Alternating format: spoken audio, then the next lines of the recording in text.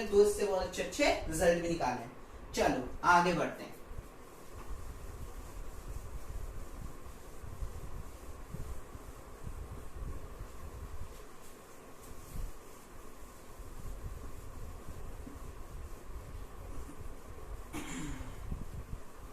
ये रिजल्ट ध्यान रखना, अभी इस पे अपन एक छोटा सा क्वेश्चन करेंगे, मैं करवाऊंगा अभी क्वेश्चन क्या है और क्या नहीं, तो ये रिजल्ट ध्यान रखना, हम अभी करेंगे। अब मैं एक एग्जांपल ले रहा हूं या मान रहा हूं कि माना लिखा लेट NE इलेक्ट्रॉनों की संख्या है।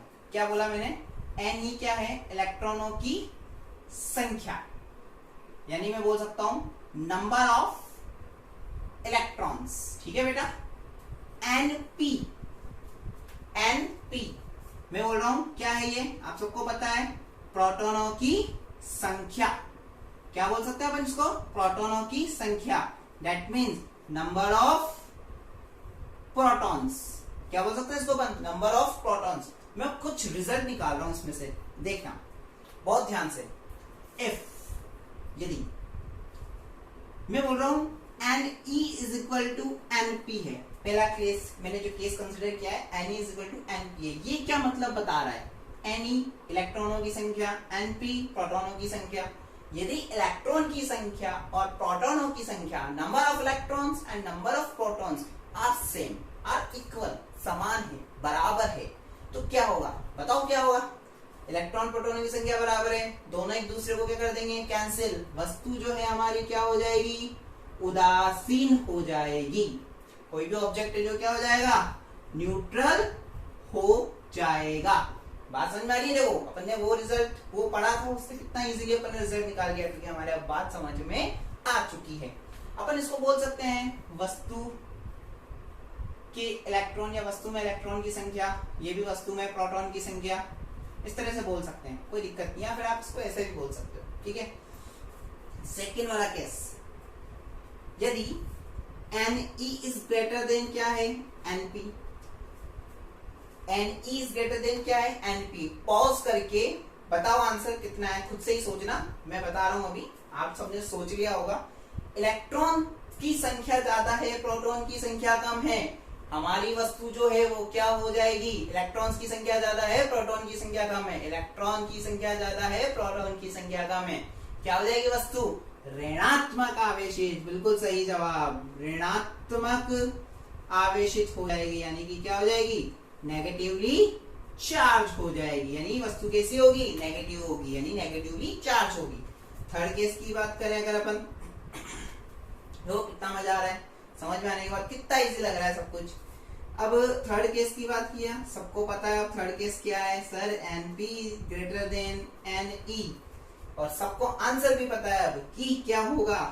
प्रोटॉनों की संख्या ज्यादा है, किसकी कम है? इलेक्ट्रॉन की। Number of protons is greater then number of electrons, that means हमारी वस्तु क्या हो जाएगी?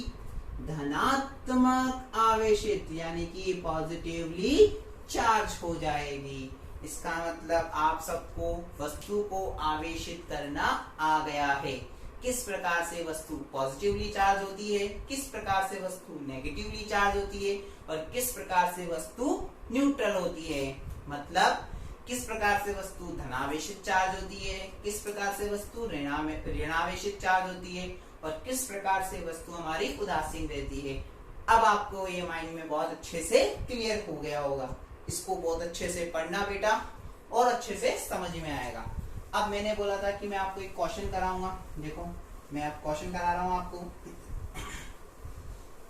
बहुत इजी सा क्वेश्चन है, मजेदार सा क्वेश्चन है, मजा आ जाएगा करने में, और बहुत लल्लू है, बिल्कुल बहुत इजी सा। क्वेश्चन क्या कह रहा है, देखो ध्यान से। एक कूलाम आवेश में उपस्थित इलेक्ट्रॉनों की संख्या बताइए। एक कूलाम आवेश में उपस्थित इलेक्ट्रॉनों की संख्या बताइए। Find the number of electrons in 1 coulomb charge. Find the number of electrons in 1 coulomb charge. Very simple question, यानी आपको यह बताना है कि एक कूलाम आवेश में, एक कूलाम चार्ज में कितने नंबर ऑफ इलेक्ट्रॉन्स होते हैं। वेरी सिंपल आंसर, हमने पढ़ा है, ये बहुत अच्छे से हम पढ़ चुके हैं। हमें पता है कि एक इलेक्ट्रॉन में कितने कूलाम आवेश होते हैं? 1.6 इंटू 10⁻⁻⁻19 कूलाम। बस यही हमें आंसर देगा, यानी कि एक इलेक्ट्रॉन में कितने नंबर ऑफ कूलाम्स होते हैं? 1.6 इंटू 10⁻⁻19 कूलाम। तो देखो क्या होगा, 1.6 इंटू 10⁻⁻19 कूलाम में उपस्थित इलेक्ट्रॉन की संख्या कितनी हो जाएगी? एक इलेक्ट्रॉन। वो बचपन में पढ़ते ना, चूंकि, इसलिए वैसे ही कर रहे हैं। चूंकि 1.6 इंटू 10⁻⁻19 कूलाम में उपस्थित इलेक्ट्रॉनों की संख्या कितनी है? एक इलेक्ट्रॉन।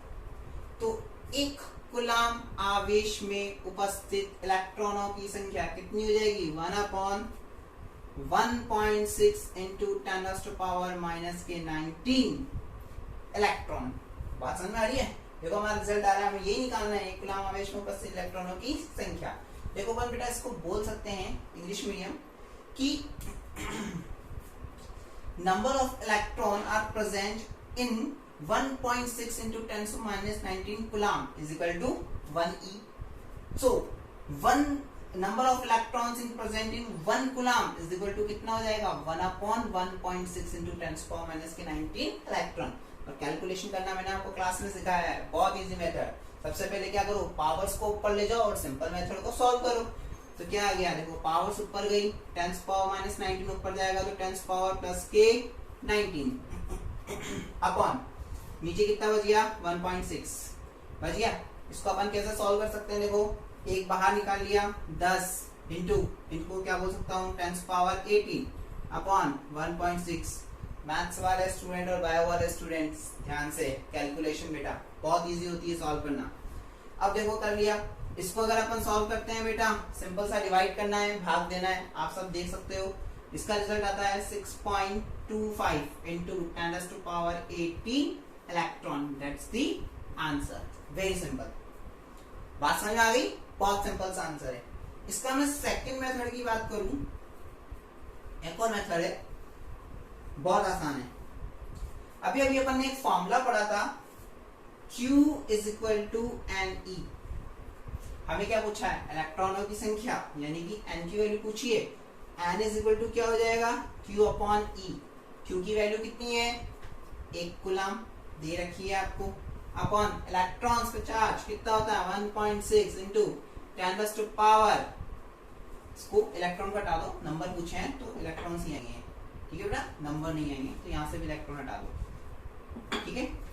1.6 इंटू 10⁻, क्या लिख दोगे -k19 और सॉल्व कर लो, रिजल्ट क्या आ जाएगा same as it is 6.25 into 10⁻18 number of electrons present है किसमें 1 कूलम में, यानी कि 6.25 इंटू 10⁻18 इलेक्ट्रॉन्स बेटा है उपस्थित है किसमें 1 कूलम आवेश में। बात समझ में आ गई? बहुत सिंपल मेथड था, लिख लो इसको, कॉपी कर लो, ठीक है। आगे चलते हैं, अब आगे और भी इंटरेस्टिंग टॉपिक है, बस ये जो पढ़ते जा रहे हैं उसको समझते चलो, आगे वाली चीजें बहुत इजीली आपको समझ में आती जाएगी कि क्या बता रहे हैं सर, क्या बताना चाह रहे हैं कि फिजिक्स क्या बोलना चाहती है आगे, बहुत इजीली, ठीक है बेटा। चलो अब अगला अपन एक क्वेश्चन लेते हैं, किसी वस्तु को धनावेशित किया जाए तो, यानी अपन बोल रहे हैं किसी ऑब्जेक्ट को अपन क्या कर रहे हैं बेटा पॉजिटिवली चार्ज कर रहे हैं। ध्यान से सुनना, आपको पूरा नोट्स आपको मिल जाएंगे लिखे हुए, बिल्कुल मैं आपको साइन कर दूंगा, आप बस समझो, बोर्ड पे भी समझने पे ध्यान दो बहुत अच्छे से। क्वेश्चन क्या है सुनो, कि अगर किसी ऑब्जेक्ट को आप क्या कर रहे हो पॉजिटिवली चार्ज कर रहे हो, क्या कर रहे हो बेटा पॉजिटिवली चार्ज कर रहे हो, तो उसमें आपको कुछ चेंजेस बताने, क्या होगा कि इलेक्ट्रॉन्स में क्या चेंज होंगे, इलेक्ट्रॉन्स में क्या चेंज होगा बताना है।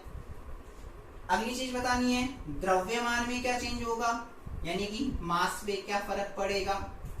थर्ड चीज बतानी है आकार ऑब्लिक आयतन पर क्या फर्क पड़ेगा, ये क्या चेंजेस होगा। फोर्थ बताना है आपको घनत्व के बारे में, घनत्व बोले तो डेंसिटी के बारे में, और आकार को बोल देंगे अपन साइज, और आयतन को बोल देंगे upon volume. Is that clear बेटा? बहुत इजीली। अब देखो अपन समझते हैं, किसी भी वस्तु को हमें क्या करना है धनात्मक आवेशित करना है, मतलब क्या है, ये वो वस्तु रही, ध्यान से देखना बेटा बहुत आराम से। इसको क्या करना है आपको धनात्मक आवेशित करना है, यानी कि इसमें से क्या करोगे आप इलेक्ट्रॉन्स को बाहर निकालोगे। इलेक्ट्रॉन्स को क्या करेंगे अपन बाहर निकालेंगे, इलेक्ट्रॉन्स बाहर निकलेंगे जब भी हमारी वस्तु क्या होगी धनात्मक आवेशित होगी, यानी हम इसमें से इलेक्ट्रॉन्स को बाहर निकालेंगे। अगर इलेक्ट्रॉन्स बाहर निकलेंगे तो हमारी ये वस्तु क्या हो जाएगी धनात्मक आवेशित हो जाएगी, यानी मैं इसको क्या बोल सकता हूँ, हमारी वस्तु क्या हो चुकी है, ये धनात्मक आवेशित हो चुकी है। देखो दिख रही है धनात्मक आवेशित, यानी इलेक्ट्रॉन्स पर क्या फर्क पड़ेगा, इलेक्ट्रॉन्स पर क्या फर्क पड़ेगा बेटा, कि इलेक्ट्रॉन्स क्या होंगे, इलेक्ट्रॉन्स की न्यूनता होगी, या फिर अपन बोल सकते हैं इलेक्ट्रॉन्स क्या होंगे, निकाले जाएंगे, यानी कि इंग्लिश में बोले अपन इमिट होंगे, निकाले जाएंगे। आ रही बात समझ में? वेरी सिंपल, इलेक्ट्रॉन्स क्या होंगे, निकाले जाएंगे। क्यों? क्योंकि वस्तु को क्या किया जा रहा है, धनात्मक आवेशित किया जा रहा है। Is that clear?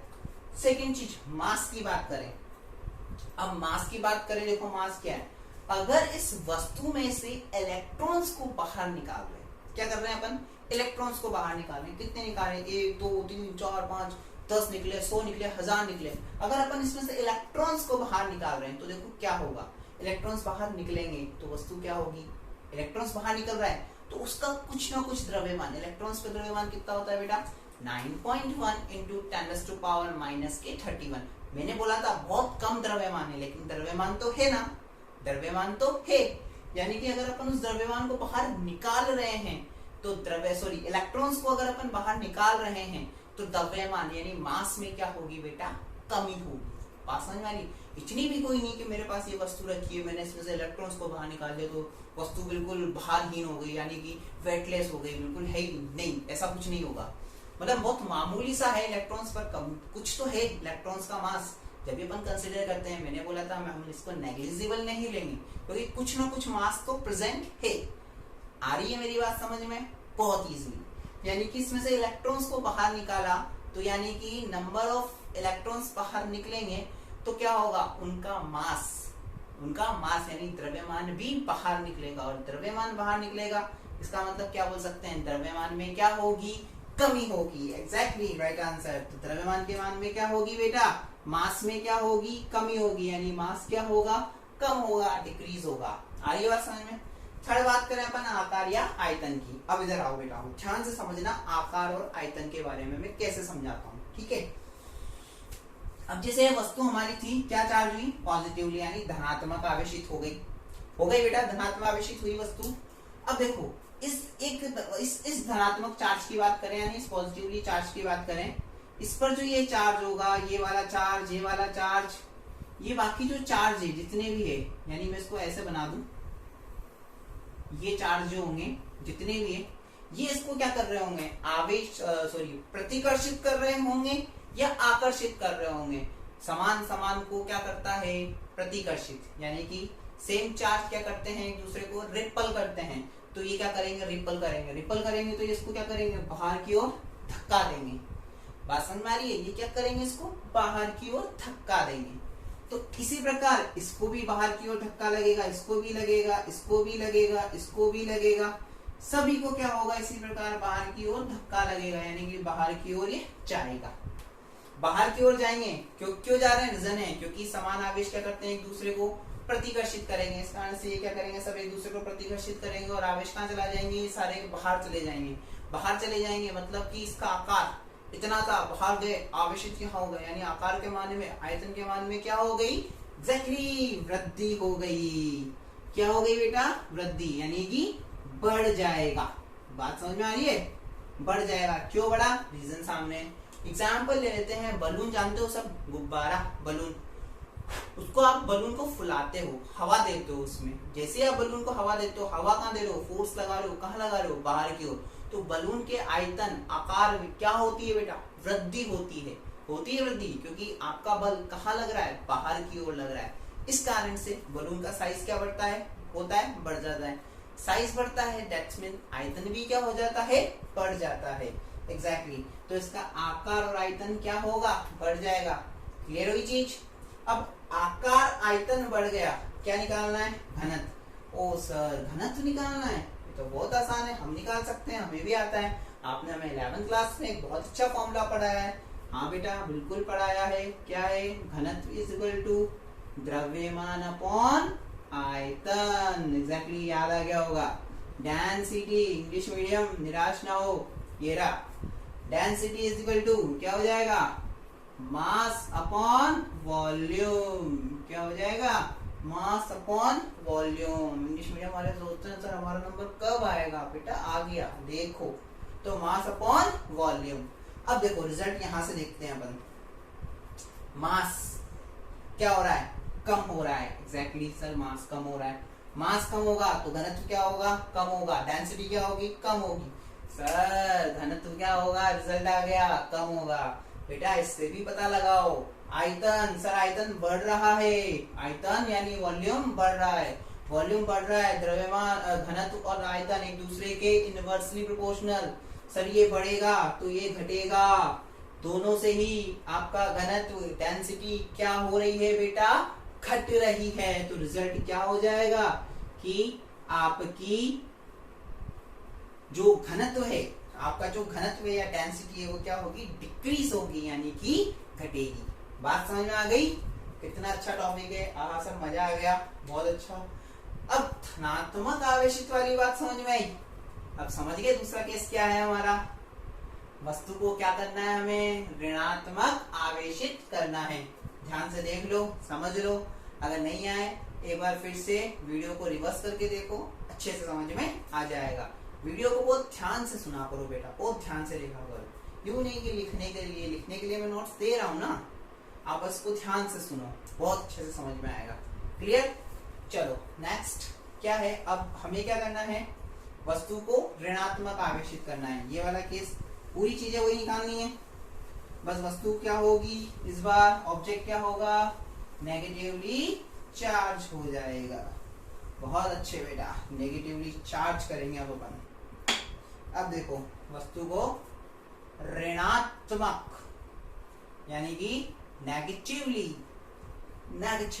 चार्ज करेंगे अपन। क्या करेंगे इसको, नेगेटिवली चार्ज।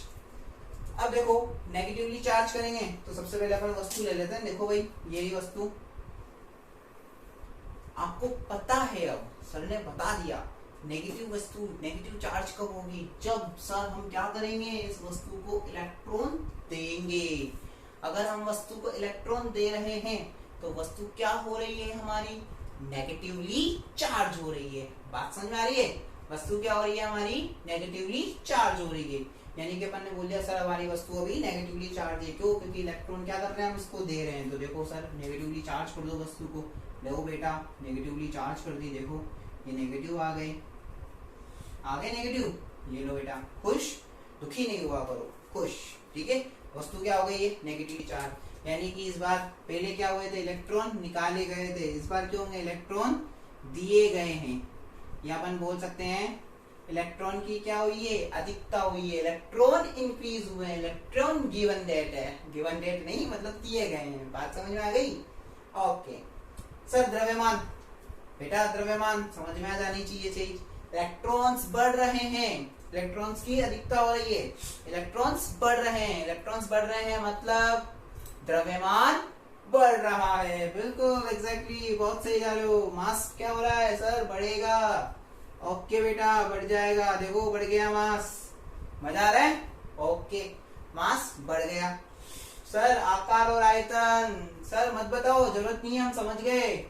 मास का क्या होगा, देखो सर वही पहले ही, इलेक्ट्रॉन नेगेटिव चार्ज, ये भी नेगेटिव, ये भी नेगेटिव, ये भी नेगेटिव, ये भी नेगेटिव, सारे एक जैसे हैं सर। समान आवेश यानी कि same charge are always to repel each other. Sir ये इसको धक्का लगाएंगे, ये सब एक दूसरे से दूर भागेंगे। वाह बेटा बहुत अच्छे, दूर भाग गए। दूर भागते क्या हो गया सर, सर देखो आकार और आयतन पहले की तरह बढ़ गया। साइज और वॉल्यूम क्या हो गई सर, इंक्रीज हो गई। अरे वाह बेटा बहुत अच्छे, इंक्रीज होगा यानी कि बढ़ेगा। समझ में आ गई बात, बहुत अच्छे, बड़ा मजा आ रहा है पढ़ने में। अब बात आती है घनत्व की, डेंसिटी की। सर डेंसिटी में क्या होगा, बहुत इजी है, हमारा वही बच्चों वाला फॉर्मूला, घनत्व इज इक्वल टू क्या हो जाएगा, द्रव्यमान अपॉन आयतन, डेंसिटी मास अपॉन वॉल्यूम।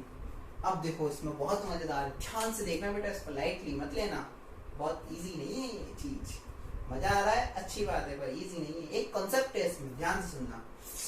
इससे देखते हैं अपन मास से देखते हैं, द्रव्यमान से देखते हैं। द्रव्यमान बढ़ेगा, द्रव्यमान बढ़ेगा तो घनत्व को क्या होना चाहिए, बढ़ना चाहिए सर, बिल्कुल बढ़ना चाहिए बेटा, एग्जैक्टली बढ़ना चाहिए।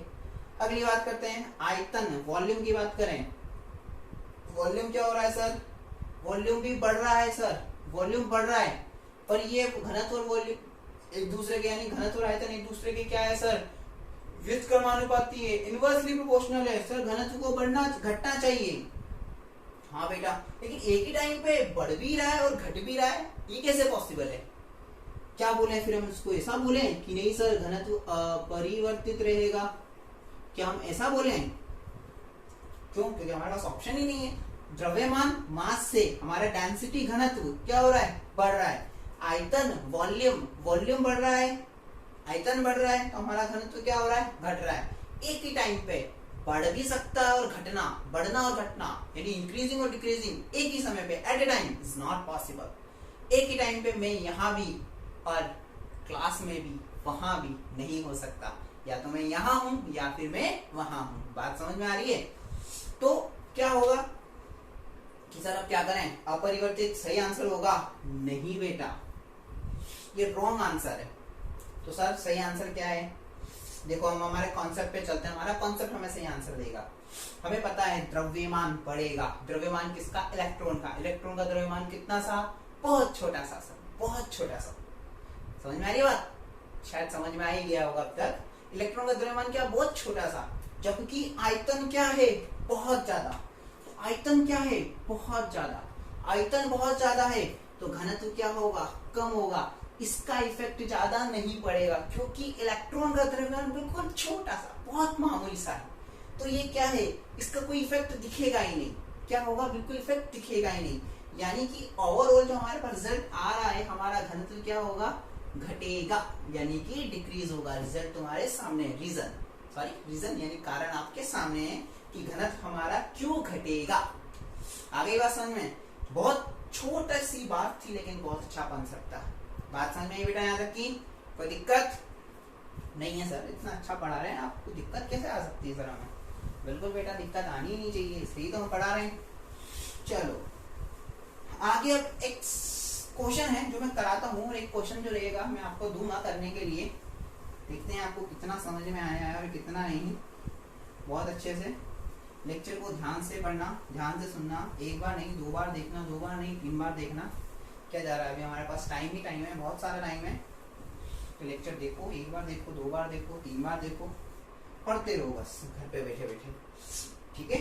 घर पे रहो, सुरक्षित रहो, कोरोना चल रहा है बेटा, ध्यान रखना, ठीक है सर। अब क्वेश्चन क्या आता है, देखो क्वेश्चन है, मैंने 2 गोले लिए, एक गोला ये रहा, एक गोला ये रहा, यानी 2 समरूप आवेशित गोले जिनके द्रव्यमान क्या है बेटा, समान है। यानी माना इसका द्रव्यमान भी कितना है, m, इसका भी कितना है, m। इंग्लिश मीडियम, 2 मिनट रुक जाओ, अभी आपको भी समझाता हूँ, ठीक है? 2 द्रव्यमान लिए, गोले का नाम दे दिया A, इसको दे दिया B। ध्यान से सुनना और समझना, ये गोला है A, ये है B, दोनों को क्या किया है मैंने, समान रूप से आवेशित किया है, यानी सॉरी आवेशित नहीं कर रहा हूं अभी मैं, अभी बोल रहा हूँ दोनों का द्रव्यमान क्या है, समान है। ये है मेरी जनरल कंडीशन, यानी बोलूं सामान्य अवस्था या सामान्य स्थिति, ठीक है? क्वेश्चन है ये, मैं बता रहा हूं।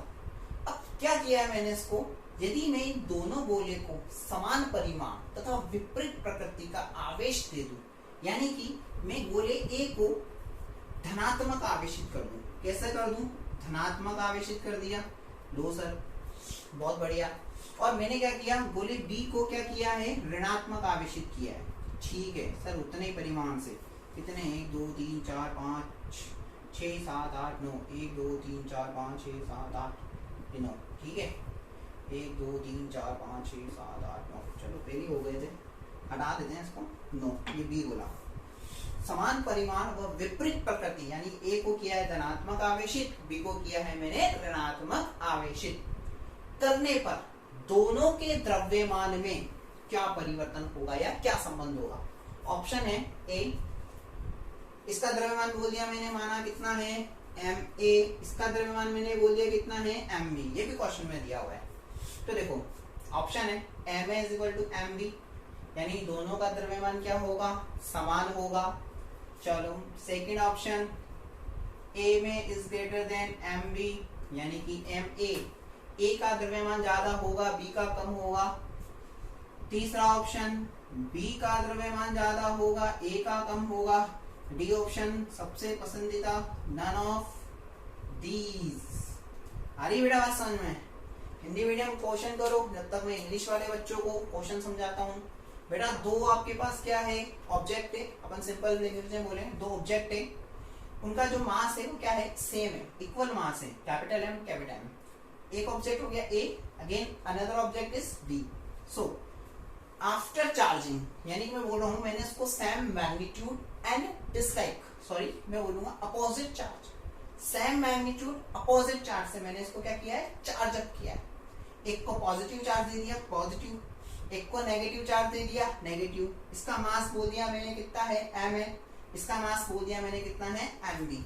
तो इनके मास में आप क्या निकालना है, रिलेशन फाइंड आउट करना है। क्या होगा, दोनों का मास इक्वल होगा, ए का मास ज्यादा होगा, बी का मास ज्यादा होगा, नन ऑफ दीज। अब देखो इसका सोल्यूशन बहुत आसान है, ये मैं करा रहा हूँ, अगला वाला क्वेश्चन आप करोगे। मैंने क्वेश्चन दिया है आपको पीडीएफ में, ठीक है बेटा, पीडीएफ आपको मिल जाएगी, डाउनलोड कर लीजिएगा मेरे ही चैनल पर, ठीक है।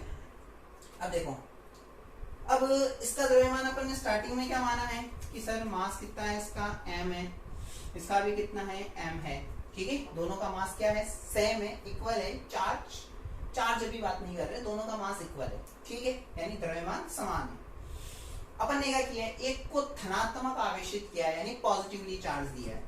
पॉजिटिवली चार्ज मतलब इलेक्ट्रॉन्स क्या हुए होंगे, इसमें से बाहर निकाले गए होंगे। एग्जैक्टली सही समझे हो, तभी तो ये पॉजिटिवली चार्ज हुआ है कि इसमें से इलेक्ट्रॉन्स को क्या किया गया है, बाहर निकाला गया है।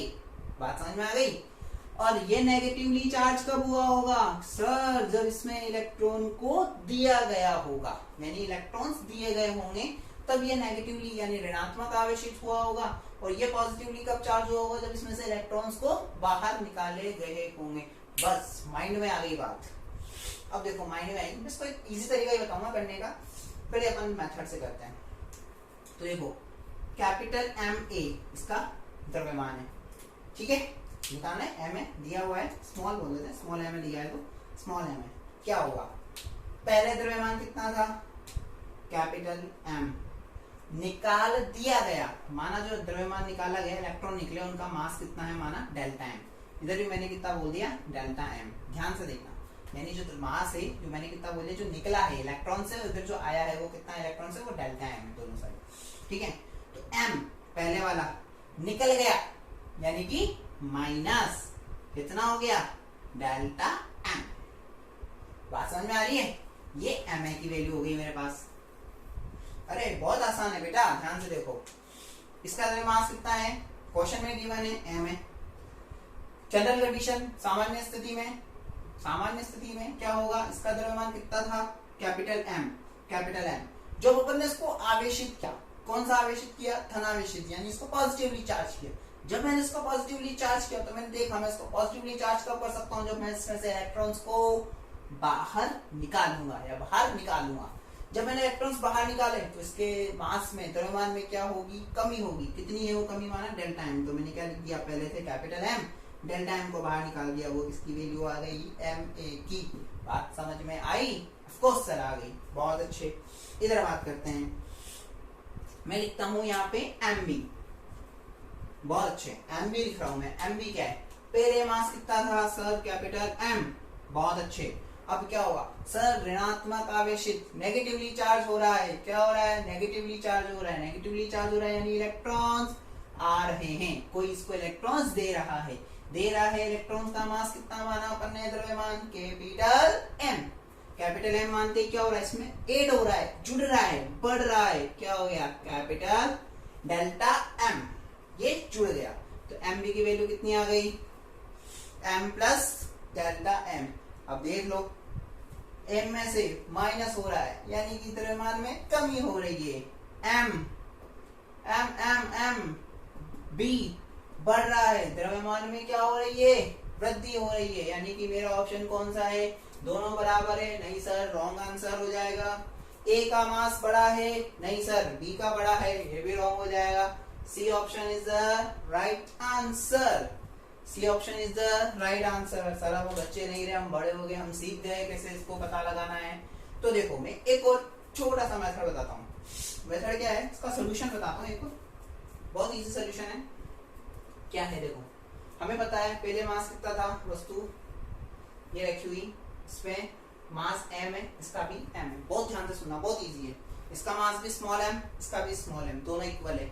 इसको क्या कर दिया, पॉजिटिवली चार्ज, सेम चार्ज यानी सेम अमाउंट से, यानी कि समान परिमाण और समान परिमाण, यानी इनके दोनों परिमाण की, परिमाण से मतलब है 5 धनात्मक आवेश इसको तो 5 ऋणात्मक आवेश इसको, magnitude same means 5 positive charge इसको तो 5 नेगेटिव चार्ज इसको। देखो परिमाण समान लेकिन प्रकृति विपरीत, यानी कि मैग्नीट्यूड सेम और नेचर क्या हो गया, डिफरेंट। ठीक है, बहुत इजी है। अब मैं कह रहा हूँ उसको पॉजिटिवली चार्ज किया। पॉजिटिवली चार्ज किया मतलब मेरे माइंड में आ गया सर इलेक्ट्रॉन बाहर निकले होंगे, पॉजिटिवली चार्ज। नेगेटिवली चार्ज, ये पॉजिटिवली चार्ज हुआ है, ये नेगेटिवली चार्ज हुआ है। सर नेगेटिवली चार्ज हुआ है यानी इसको इलेक्ट्रॉन दिए गए होंगे। इलेक्ट्रॉन बाहर निकले किसी भी चीज से, वस्तु बाहर निकलती है तो वजन, मास क्या हो जाता है, हल्का। सर किसी भी चीज में वस्तु डाली गई है, वस्तु क्या हो जाती है सर, भारी हो रही है। यस एग्जैक्टली, भारी हो रही है। भारी हो रही है यानी कि इसका मास ज्यादा, यानी कि जब वस्तु नेगेटिवली चार्ज यानी ऋणात्मक आवेशित होगी तो क्या होगा सर, क्या होगा, आंसर आएगा। यस एग्जैक्टली, इसका मास क्या होगा, ज्यादा होगा। किसकी तुलना में, इसकी तुलना में। सर बहुत आसान था ये तो, हमें अब नया सवाल दो, हम नया सवाल करेंगे। बेटा नया सवाल है, वैल्यू दे रहा हूं मैं, सेम क्वेश्चन है। क्वेश्चन में बस ये है, आपको क्वेश्चन मिल जाएगा कि वही दो ऑब्जेक्ट है, इंग्लिश मीडियम आप सुन लो पहले। दो ऑब्जेक्ट है, उनको क्या है, सेम अमाउंट से मास है, यानी उनका मास इक्वल है इनिशियल कंडीशन में। अब क्या हुआ, ए वाले ऑब्जेक्ट ने 50 इलेक्ट्रॉन किसको दे दिए, बी को दे दिए। 50 इलेक्ट्रॉन ट्रांसफर कर दिए किसको, बी को। तो आपको पता लगाना है कि इन दोनों के मास में क्या डिफरेंस होगा, या इनका डिफरेंस फाइंड आउट करना है। फिर से बता देता हूँ कि दो ऑब्जेक्ट है ए और B, same as it is. इसका मास इनिशियल पोजीशन में कैपिटल एम ही मान लो, इसका भी कैपिटल एम मान लो। सेकंड कंडीशन, सेकंड केस क्या आता है कि अब हम इसको क्या कर रहे हैं, चार्ज अप कर रहे हैं। चार्ज कैसे कर रहे हैं कि इसमें से मैंने 50 इलेक्ट्रॉन निकाल के किसको दे दिए, इसको दे दिए, यानी कि 50 इलेक्ट्रॉन इसमें से निकाल करके मैंने इसको ट्रांसफर कर दिए। इसको अगर मैंने 50 इलेक्ट्रॉन ट्रांसफर करने हैं तो आपको ये पता लगाना है कि दोनों ऑब्जेक्ट में मास ऑफ डिफरेंस कितना होगा। ये आपका होमवर्क है और ये आपका क्वेश्चन है। सुनो बेटा, दोनों ही आपके समरूप गोले हैं, आवेशित है। इसका द्रव्यमान भी कैपिटल एम, इसका भी कैपिटल एम, दोनों द्रव्यमान कैपिटल एम है। तो देखो अब क्या करा, ये तो पहला केस हो गया जो कि पहले वाले क्वेश्चन में था, जो कि इस वाले क्वेश्चन में था। अब क्या किया है, नया क्वेश्चन बनना है, वो क्या है कि ए वाले गोले में से 50 इलेक्ट्रॉन किसको दे दिए, बी को दे दिए।